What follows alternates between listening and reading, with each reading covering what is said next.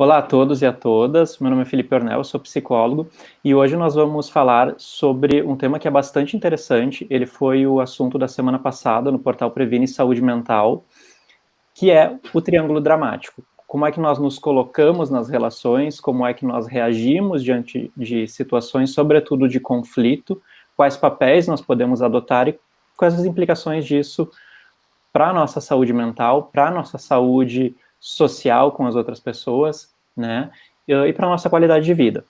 E aí, para discutir esse assunto com a gente, nós vamos receber hoje a Camila Emerim. A Camila é psicóloga, lá de Santa Catarina, ela é especialista em análise transacional, tem uma super bagagem clínica. Então, Camila, muito obrigado por topar estar conversando com a gente aqui nesse momento. A Camila é uma pessoa que eu admiro muito, a gente tive o prazer de conviver com ela desde o início da faculdade e de observar, enfim, ao longo desses anos, uma trajetória super sólida dentro da análise transacional, dentro da psicologia clínica. Então é um prazer poder te receber aqui. Imagina, Felipe, bom dia, né? Eu que agradeço o convite e também te dizer que fico muito feliz em poder estar partilhando, né, contigo esse momento e poder também estar discutindo um assunto que é super interessante, né, para todos nós. Obrigada pelo convite. Camila, e tem uma coisa dentro do triângulo dramático que eu considero muito bacana, assim, que é o fator pedagógico, né? Eu acho, aliás, antes do triângulo dramático, eu fico muito feliz quando a gente consegue desenvolver estratégias relacionadas à psicologia, saúde mental e que tem reverberações na vida das pessoas, né? Eu acho que um desses elementos é o elemento pedagógico, da gente levar informação para as pessoas. E a análise transacional, ela tem essa característica das pessoas entenderem o que está acontecendo e a partir dessas regras, vou colocar aí como regrinhas, né? Talvez não seja a melhor palavra, elas conseguirem se perceber e a partir disso monitorar e modificar o comportamento que gera, não raramente, uma mudança enorme na vida das pessoas, né? Sim, a verdade é a gente não consegue mudar aquilo que não entende. Então, acho que a partir do momento em que a gente consegue ter consciência, né, dos nossos funcionamentos, e aí sim a análise transacional traz muito essa questão do instrumento, né, de instrumentalizar mesmo a pessoa para trazer para a consciência, para então poder gerar mudança. Né? Então, acho que é muito didático, digamos assim. Né? Gosto dessa palavra, acho que traduz bastante. E vamos começar já jogando lenha na fogueira. O que é o triângulo dramático? Certo. O triângulo dramático, Felipe, se trata de uma dinâmica de relacionamento. Ele fica dentro dos jogos psicológicos. Então, ele foi descrito por Stephen Karpman em 1968. Né? Ele fez uma análise no artigo Contos de Fada e análise de dramas. Então, ele fez a análise, né, da relação desses personagens, né, dos contos de fadas. Então, muito interessante porque conseguimos trazer hoje para o nosso dia a dia e por isso ele conseguiu nomear, né, os papéis dentro do triângulo dramático. Então, se a gente for falar, né, de uma questão de funcionamento, o triângulo dramático são papéis que se exercem, né, que podem ser exercidos dentro de um jogo psicológico, que é o quê? Relações onde se estabelecem uma constância, né? E que tem um início, um meio e um fim previsível, né? E que são, em geral, relações tóxicas, né? Por isso que se chama dramático, né? Porque acaba nos colocando numa posição que não é muito bom para nenhuma das pessoas que estão jogando. Então. Muito interessante a tua colocação. E uma questão que eu acho que é importante também, assim, é possível a gente não entrar nesse triângulo dramático? Vamos partir do pressuposto, assim, nós conhecemos esse funcionamento, é possível a gente não entrar neles? Não. Assim, absolutamente, ou seja, a gente se livrar completamente do triângulo dramático, não.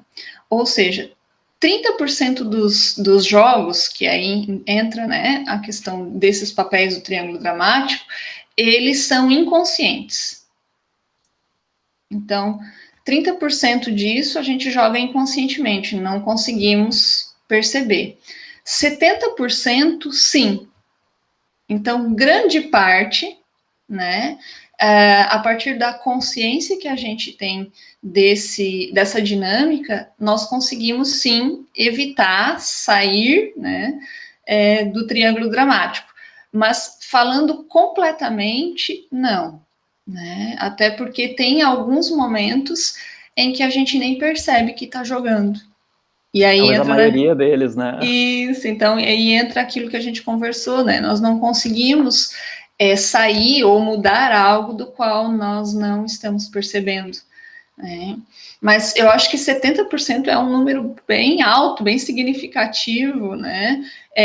No sentido de evitar os jogos, né? Mesmo que a gente não consiga sair completamente, acho que conseguimos diminuir muito o conflito, né?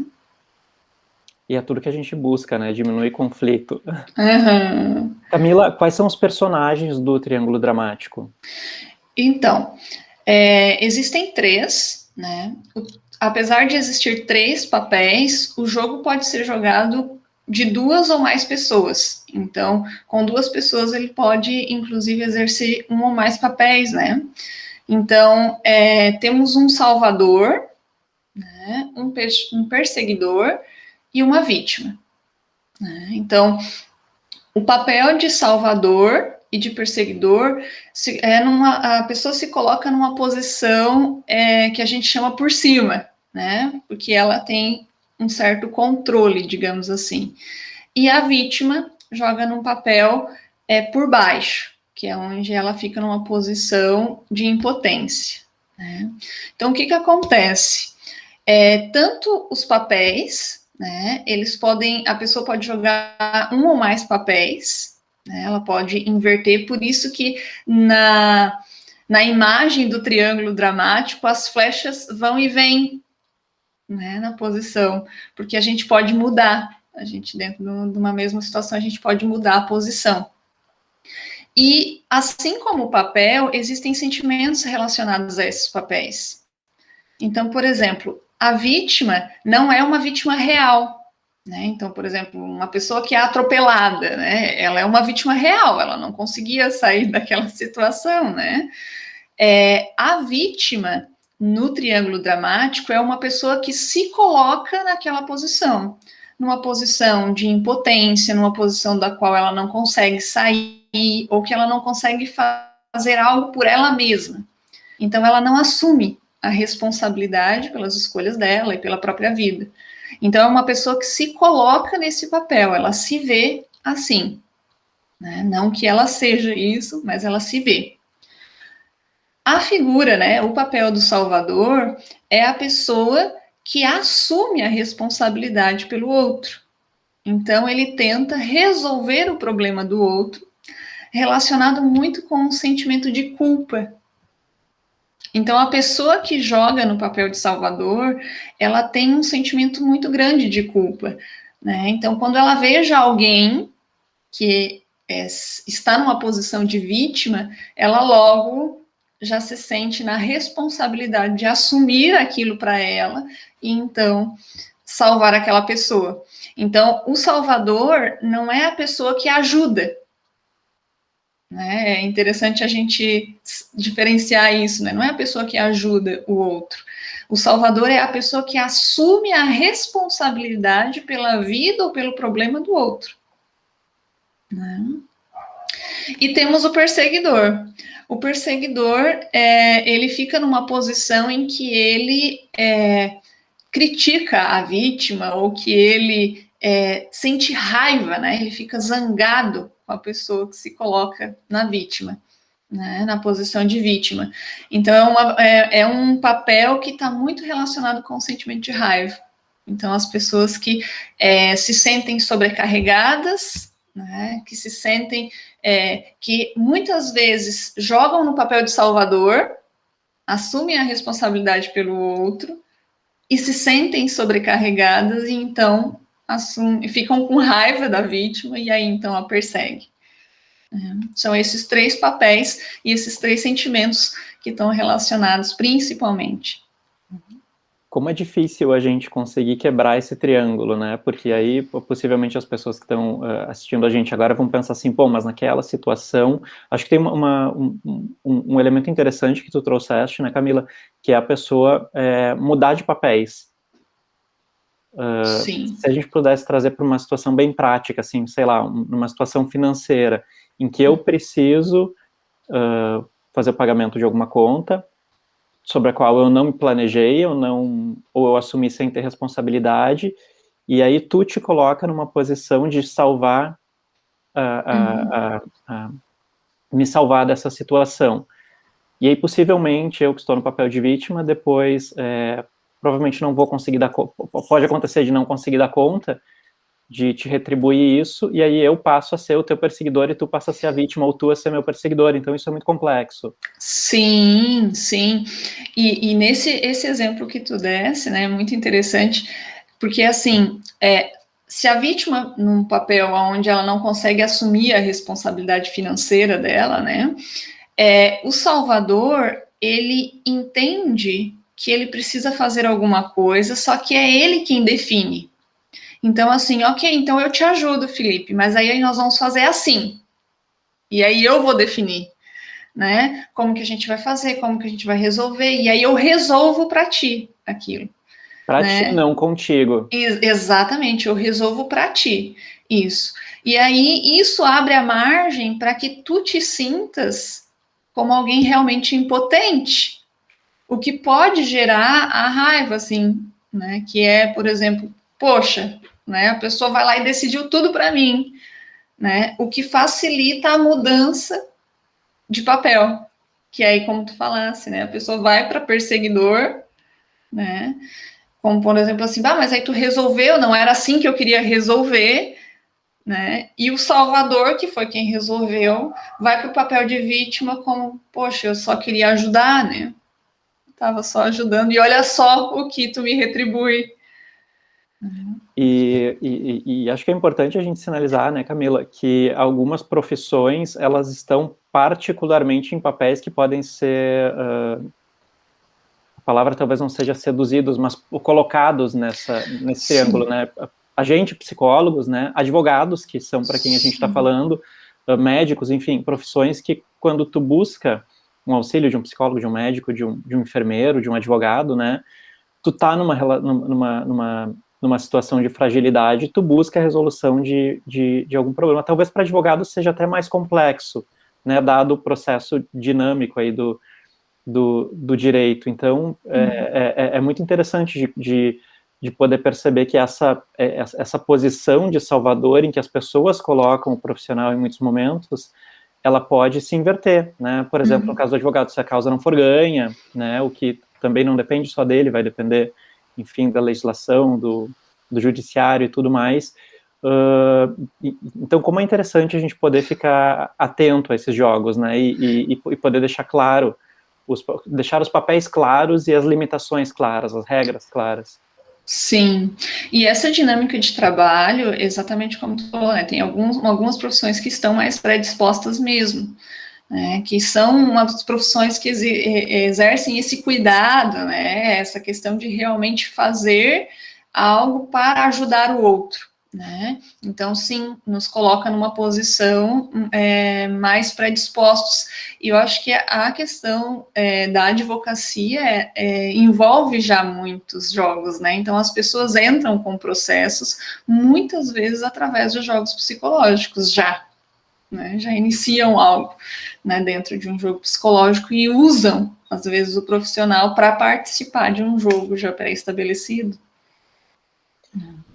Os jogos não nascem aleatoriamente, né, Camila? Aliás, por que os jogos acontecem? Então, nós aprendemos isso desde o nosso processo da infância, ali, da nossa construção como ser humano, com base nas nossas primeiras relações, né, nossas relações familiares. Então, nós aprendemos a jogar, né? O Claude Steiner, ele fala em 3 vantagens, né, que é o que acontece, assim, nós temos, claro, se a primeira pergunta, né, se é algo tão ruim, né, que traz tantos conflitos e sensações ruins, por que a gente joga? né? Então, nós jogamos justamente porque a gente aprende a se relacionar assim, né? E Claude Steiner fala sobre essas três fomes que são supridas através dos jogos, que a gente chama de vantagens, né? Que é a questão da fome de estímulo, que é o quê? A gente se sentir reconhecido, a gente se sentir importante. Então, por exemplo, às vezes no papel de salvador, o salvador pode se sentir como alguém importante. Olha só, né? O quanto eu posso fazer pelo outro, né? E se não fosse eu, né? O que seria dessa pessoa? Então, existe esse ganho de reconhecimento, que não é o que a gente chama de algo espontâneo, né? É algo que não supre absolutamente, não é algo de intimidade. E a vítima, por exemplo, pode ganhar atenção, né? O fato de não assumir as responsabilidades, né? Então, ter sempre alguém para culpar, isso é uma vantagem, né? Uma outra vantagem é a questão da estruturação de tempo. Então, muitas vezes a gente se relaciona com os jogos porque são algo estruturados já. Socialmente, nós já entendemos que é isso que se espera do outro, né? E uma outra vantagem que é a fome de posição existencial. Então, muitas vezes, nós temos uma crença psicológica, né, construída, e o jogo psicológico é uma forma de confirmar aquela crença, né, aquela posição existencial. Então, se eu penso, por exemplo, que eu sou alguém que realmente não consigo dar conta da minha vida, que sou um fracassado, a minha tendência é jogar jogos como vítima para confirmar aquela posição, né? Ou se eu tenho uma crença de que sou eu quem preciso arrumar tudo, ou sou eu quem preciso assumir as coisas, porque senão as coisas não acontecem, eu tenho uma tendência a jogar no papel de salvador ou de perseguidor, porque aí então eu confirmo essa crença para mim. Então, isso supre algumas necessidades psicológicas internas. Por isso que a gente joga. E como é interessante a gente poder entender isso, né? De que os comportamentos que a gente tem, eles não são aleatórios, que a gente segue um script que, na verdade, é muito previsível. Né? Eu sei que script na análise transacional, ele tem um sentido um pouco mais amplo do que eu estou trazendo aqui, mas a gente tem um comportamento que ele é muito previsível, né? Sim. Eu sempre falo para os pacientes que eu não gosto da ideia de certo e errado no consultório, eu gosto da ideia do que funciona, né? De contextualismo funcional. Esse comportamento funcionou para quê? Né? Porque vamos pensar assim, aquele menino que talvez estava acima do peso na escola e sofria bullying, né? E aí ele aprende em algum momento que se ele bater, ele não apanha, não sofre bullying, isso passa a ser uma estratégia muito funcional naquele momento, né? Sim. E aí, quando tu pega ele já adulto, né, e assim, bom, mas por que ele está sendo agressivo, por que ele é tão intolerante à frustração, e tu começa a reconstruir historicamente isso, tu percebe que tudo que é disfuncional hoje, em algum momento saciou alguma necessidade, né, física ou psicológica ou relacional e etc. Sim. E exatamente, então, isso é uma construção, né? Tanto os nossos papéis, porque mesmo que a gente possa jogar em todos os papéis, né, Felipe, do triângulo dramático, nós temos um preferido. Né? Então, é o que o Bernie chama da isca. Né? Então, nós temos um papel que nós vamos fisgar a isca mais facilmente. E aí isso tem relação, sim, com o nosso script. Né? E tem ganhador? Tem papel melhor, tem papel pior? Não. Na verdade, o desfecho do triângulo dramático, ele é ruim para todas as pessoas que jogam, para todos que estão nos papéis. Né? Então, não há um desfecho bom, porque mesmo a vítima que é salva vai sair achando que não foi bom, né, que se sentiu impotente, que aquilo talvez não resolveu tanto quanto gostaria, ou que o outro, né, que ela não pode, às vezes, manifestar algo porque o outro vem e a critica. Tanto aquele que salva, que sente que não foi retribuído o suficiente, né, tanto o perseguidor, que tem a ideia de que não importa o quanto ele faça, né, nunca vai ser suficiente para a vítima, né? Então, assim, o desfecho dos jogos é algo que causa mal-estar para todos os jogadores, né? E isso, na verdade, é um dos indícios para a gente identificar um jogo. Essa seria a próxima pergunta. Como é que a gente identifica que está num jogo? Isso. Os jogos, eles são numa repetição. Então, assim, não sei se tu já te percebeu, né? Às vezes numa relação que mesmo antes de falar, tu já sabe mais ou menos o que a pessoa vai dizer e como que aquilo mais ou menos vai acabar, né? Então, essa repetição de algo assim, mas eu já vi isso, isso já aconteceu, né? A noção de que aquilo já aconteceu, às vezes não com a mesma pessoa, mas numa semelhança, né? Num contexto muito semelhante. A previsibilidade também é um outro indício de a gente já saber mais ou menos o final antes que aquilo acabe. Então, muitas vezes, tem um jogo que o Eric Berne descreve que é muito interessante, que é o Sim Mas, né? Que é um jogo jogado pelo salvador e por uma vítima. Então, uma vítima da qual se queixa, né? Se queixa de algo que está incomodando ela, e o salvador que tenta achar uma solução. Né? Não sei se tu já te deparou com uma pessoa assim, que aí a pessoa diz assim, eu precisava ir numa reunião, mas não tem com quem deixar meus filhos. E aí o salvador diz assim, bom, contrata a fulana de tal para ficar com as tuas crianças. E ela diz, sim, mas é que ela é muito jovem, não tem, né? Talvez não vá cuidar bem das crianças. E aí o salvador, então, se coloca às vezes no papel e diz assim, não, então contrata a fulana de tal, que tem mais experiência. Sim, mas é que ela talvez seja um pouco rígida demais com as crianças, né? Então eu não gosto muito disso. E aí, então, bom, então leve as crianças na reunião. E aí a pessoa diz, sim, mas é que se eu levar elas, eu não consigo me concentrar o suficiente, né? Até que o Salvador se cansa, né? Porque entende que não importa quantas soluções ele dê, a pessoa sempre vai achar um sim, mas. Uhum. Né? Ou seja, a previsibilidade, né? A ideia de que não importa mesmo. Tu pode continuar esse diálogo por horas. Né? O foco não... Desculpa. Isso. E aquilo realmente não vai ter fim, porque a pessoa não quer uma solução. Era isso que eu ia colocar. O foco nos jogos psicológicos, no triângulo dramático, ele passa a não ser o problema real, mas sim as necessidades psicológicas não supridas.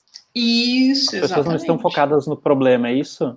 Isso, exatamente. Elas não jogam com o intuito, porque socialmente, né, falando, parece um diálogo natural de alguém que está colocando um problema e alguém que está sugerindo, né, uma solução. Só que psicologicamente falando, internamente, não é isso que está acontecendo, né? Aquela pessoa está se colocando numa posição queixosa, né?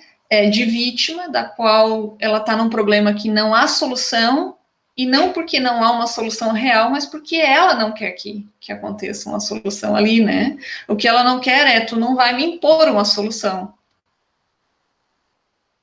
Né? Então, tu cansa o Salvador, e o Salvador pensa, poxa, eu estou te dando todas essas alternativas e ainda assim não é suficiente.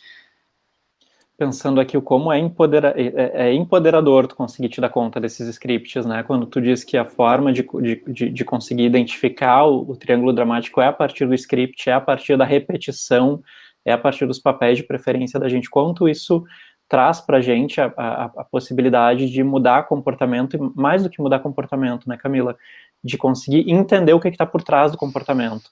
Né? Sim. Uhum. E o como é difícil também, né?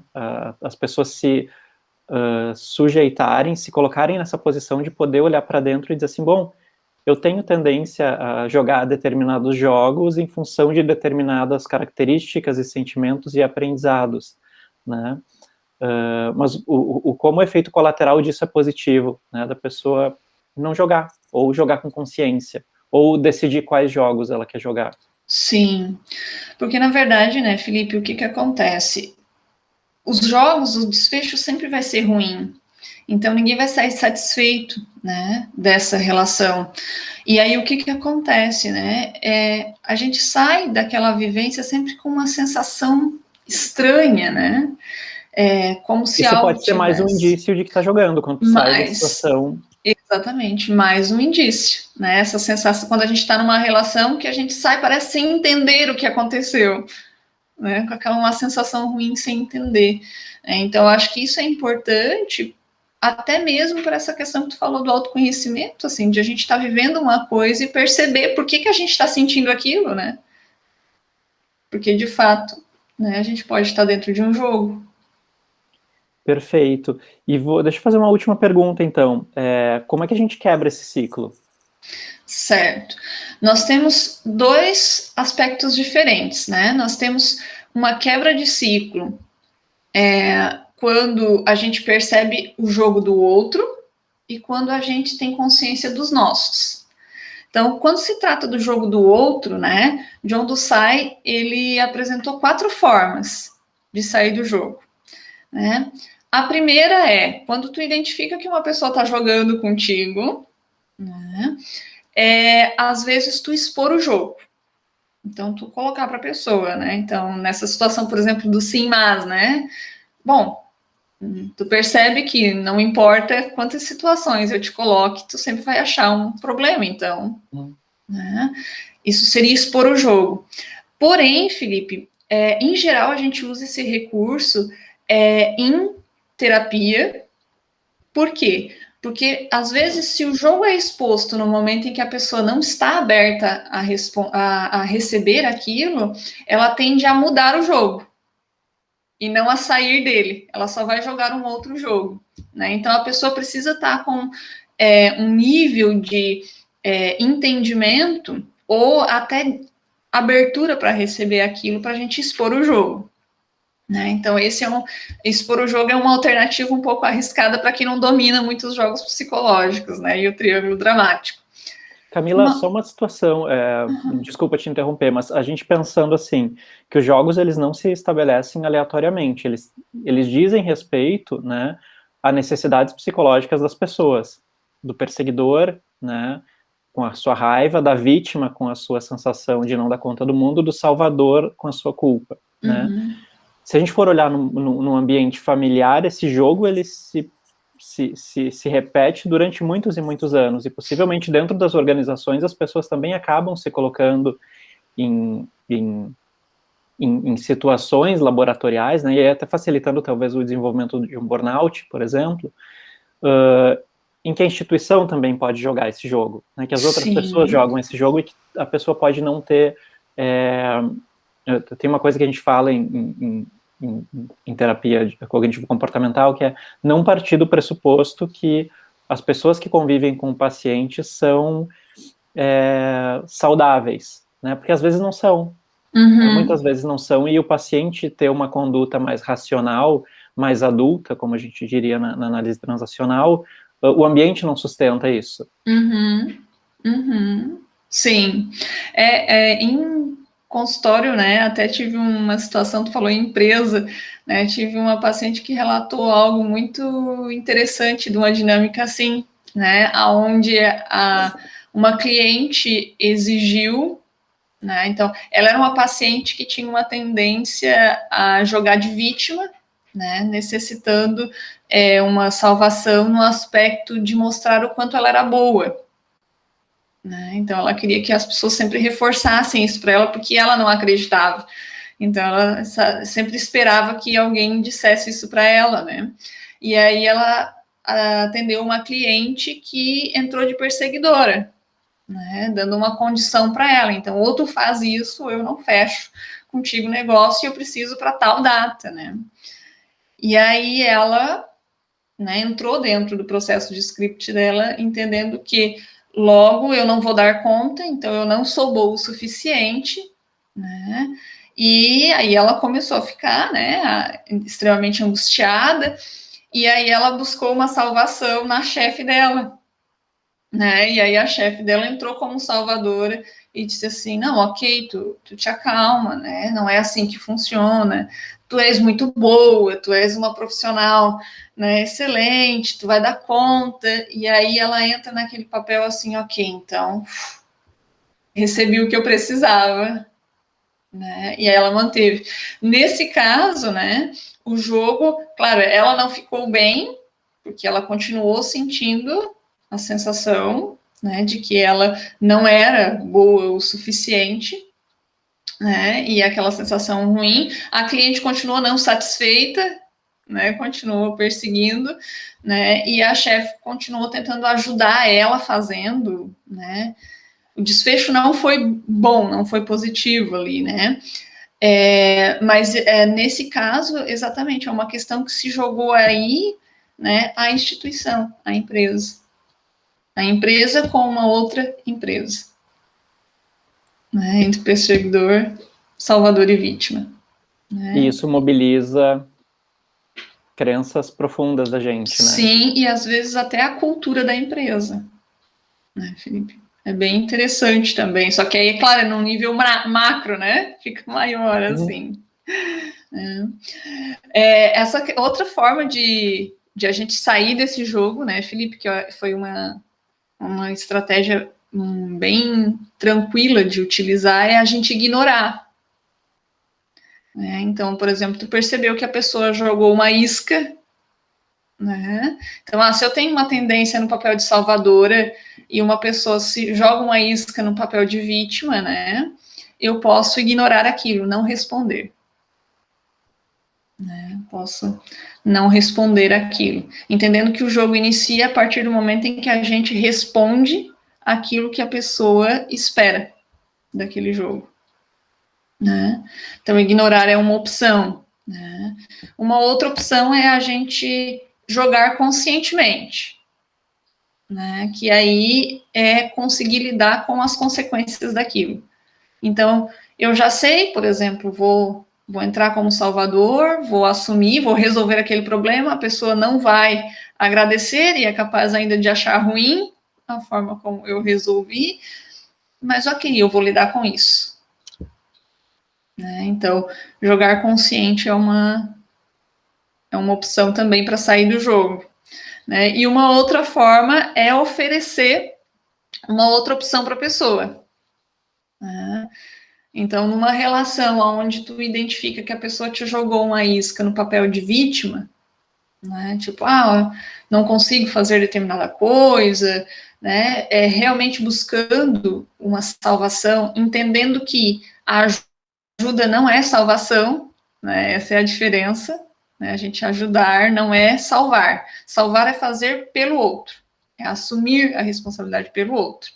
Ajudar é a gente dar um suporte e deixar que o outro vá. Né?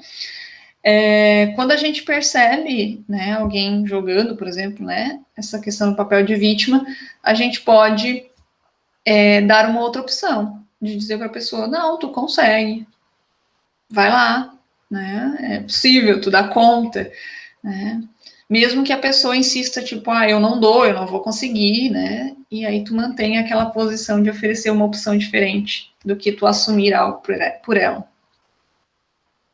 Muito interessante. E acho que a gente volta para o ponto inicial, né, Camila? Lidar com jogos é difícil, lidar com triângulo dramático é difícil. Eu brinquei contigo antes da gente entrar aqui no ar, né, que a meta da minha vida é conseguir reconhecer e fugir de triângulos dramáticos. E é de fato, porque é muito desgastante. E tu conseguir perceber o jogo em que tu tá...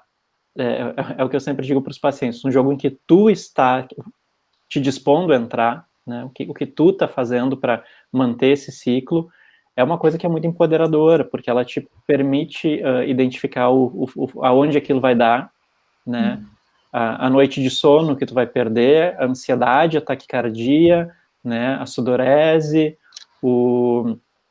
a falta de fome, a falta de libido, quer dizer, não, aonde isso tudo vai chegar, né? E as pessoas costumam dizer, não, mas é só uma situação. Não é só uma situação, isso pega gatilhos que são muito profundos, né? Meus, teus, de quem está assistindo, e aí cada um nos seus. E a gente precisa entender isso para conseguir saber quando, quais batalhas a gente quer lutar e aonde a gente vai investir para mudar esse desfecho, ou aceitar, né? E sabendo já das consequências. Isso é muito interessante. Sim, e eu acho que esse processo de consciência, né, Felipe, é interessante justamente por isso, assim, ó, que tu colocasse, né, de entender que não é uma situação simples, né, a gente falando assim, parece, didaticamente falando, parece muito simples, mas quando a gente está na relação, é algo complexo, e quando a gente vê, a gente já está dentro daquele jogo, né? Então, assim, quando a gente consegue ter a percepção, por exemplo, dos nossos papéis preferidos, né? Tu já consegue, por exemplo, ir trabalhando aquilo em ti. Então, se a pessoa tem uma tendência a jogar no papel de salvador, né? Ela precisa começar a trabalhar dentro de si a culpa de não assumir aquilo, né? Então, por exemplo, assim, tá, ok, eu não vou assumir aquilo por aquela pessoa, e eu preciso aprender a lidar com a culpa que vai vir, que está dentro do script, né? Eu preciso olhar para o outro, não como uma vítima, mas como alguém que é responsável pela própria vida e que pode fazer escolhas, né? Se eu jogo no papel de vítima, e eu me vejo, identifico fazendo isso, né? Se eu tenho a consciência, eu consigo entender que se eu não assumo as responsabilidades da minha vida, se eu não assumo, né, as minhas escolhas, eu vou estar sempre numa posição onde eu estou infeliz, onde a vida fica me jogando para os lados que eu não quero, né? Porque eu não escolho, é o outro quem escolhe para mim. Né? Mas não porque o outro faz isso, mas porque eu quero, porque eu deixo que isso, né, que isso aconteça. Então, se eu percebo, eu consigo começar a trabalhar isso ao ponto de sair, né, de mudar esse comportamento. Né? A mesma coisa do papel do perseguidor, né? Se eu percebo que é o papel onde o conflito sempre fica muito escancarado no perseguidor, né? Então é aquela pessoa que está sempre cheia de inimigos, né? Porque ela persegue mesmo. Então, se a pessoa percebe que o olhar dela sempre é para a crítica, para o defeito, né? Começar também a tentar olhar num aspecto menos crítico e mais entendedor, né? Menos pai crítico e mais adulto, né? Como diz a análise transacional, de a gente poder olhar mais racionalmente, buscando entender e não julgar. Né? Isso facilita também sair do papel. Então, eu acho que a partir do momento em que a gente consegue perceber isso, né, Felipe, a gente consegue nos dar opções. Quando a gente não vê, nós não temos opções. A gente só joga. Ampliação de repertório. Eu sempre falo para os pacientes, a maioria dos meus pacientes hoje são pacientes que têm o transtorno por uso de alguma substância, né?